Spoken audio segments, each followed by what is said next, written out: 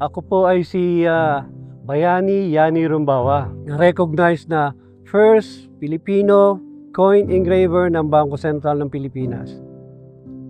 Sa bawat barya na ginawa ko, maraming kwento. Yung tatay ko kasi malaki ang hanga ko sa kanya, siya yung aking unang mentor eh.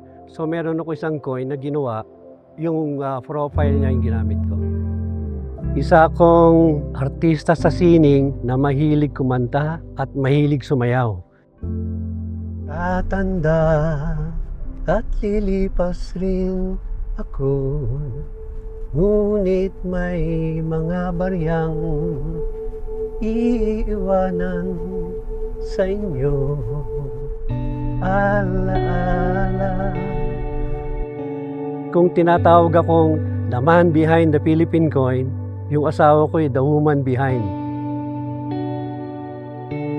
Unang-una, para maging successful ka sa buhay mo, kailangan may pamilya.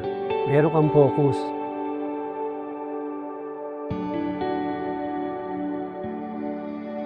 Itong B30, ang laki ng nagagawa sa amin. Kung saan kami pupunta, safe na safe kami lagi. Dahil nga sa dami ng safety features ng B30. Well, doon sa mga features ng B30, wow, the best.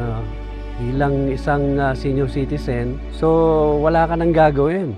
Nakagano ka na lang sa iyong unibela at pag drive mo na lang siya, gasolinahan mo, tatakbo na siya.